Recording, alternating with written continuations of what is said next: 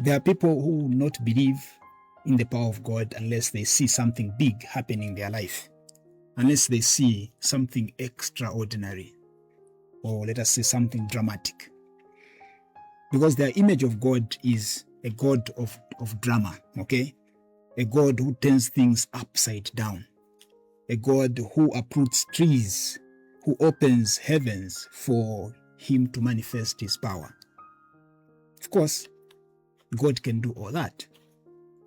God, if he wanted, would uproot trees, he would turn the whole world upside down for him to show that indeed he is powerful. But that is not the only way, or that is not the only manner in which God reveals his power. So we cannot just limit our minds to extraordinary happenings or dramatic things to say this is the only way that God can manifest his power. Because if we do that, then we are going to miss the little things in which God still also manifests his power. Our mind will not focus on those ordinary happenings of life because we are focused on more or on bigger things.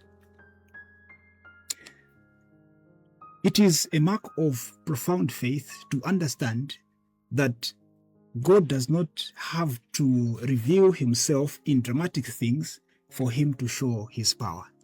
If we understand, if we believe that God, even in things that are ordinary, he can still show his power, that in itself is a profound mark of faith. Look at this person, this man, this court official in today's gospel. He comes to Jesus and says, "My child is at the point of death. Can you come to my house and heal him?" So in his mind, at this point at least, he thinks that his child can only receive healing if Jesus had to physically step his feet in his house. That's why he's insisting, "Please come to my house and touch my child, because he is at the point of death." Jesus does not want to follow the instruction of this man who says, "Come to my house." He looks at him and he says, "Go, your child is going to live." And it is at this point that he changes the mentality of this person, of this court official. When he tells him, "Go and your child will live." In a way, Jesus is saying, I don't have to come there into your house for me to perform a miracle for your child. Just believe that through my word, even spoken from afar, very far from your house, your child is going to receive a miracle.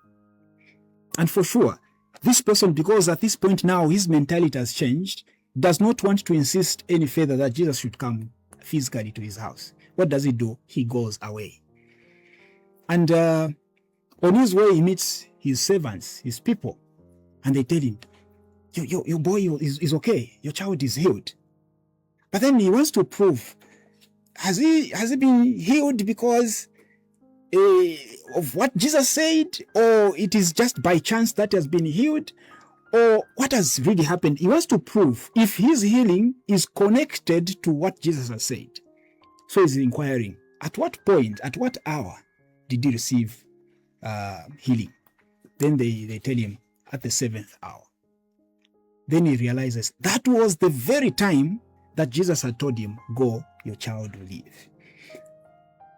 So what is this whole scenario telling us?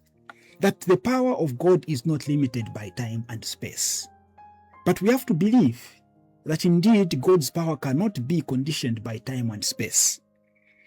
It is enough that he has spoken his word, that for a miracle to happen in my life, in your life, in our lives, it is enough that he has spoken that word.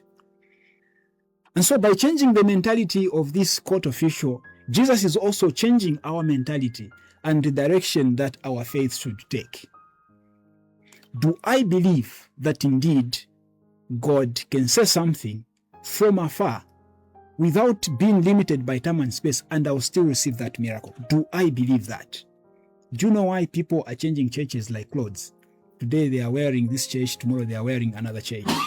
The other day they are wearing this church, the other day they are wearing another church. Do you know why they are changing churches like that? It is very simple. It is because they are looking for a God that exists in their mind, and that God is a God that performs miracles according to what they believe a miracle should be performed. They're not looking for a God that is independent of the disposition of their minds. They already have a God in their minds. So when they come to your church and the God that they find in your church does not go with what they have in their mind, what do? They leave. They go to another church to look for a God who is going to connect to the God that they have in their minds. If they come to church, there should be miracles happening. People should be manifesting. That's the kind of God that they are looking for. Not a God who is quiet, a God who does not make the man of God to prophesy. They are looking for a different type of God. And so they will leave your church and join another church. What they are lacking, if they do that, is the maturity of faith. It is the maturity of faith. It's like they're insisting, Jesus, come to my house. I will not leave until you come to my house, because it is only when you have come to my house that a miracle can happen.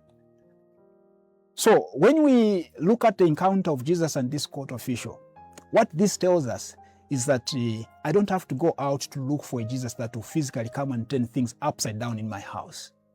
I should believe that even in quietness, even in silence, God can say something and a miracle is going to happen in my life.